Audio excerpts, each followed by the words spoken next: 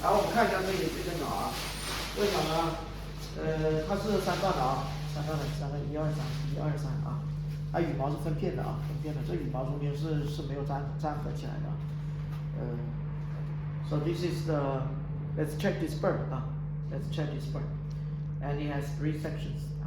Each sections can move synchronously, and it has feeder, and each feeder is splitting and separate, and it has gap between feeders. OK， 这一半完了。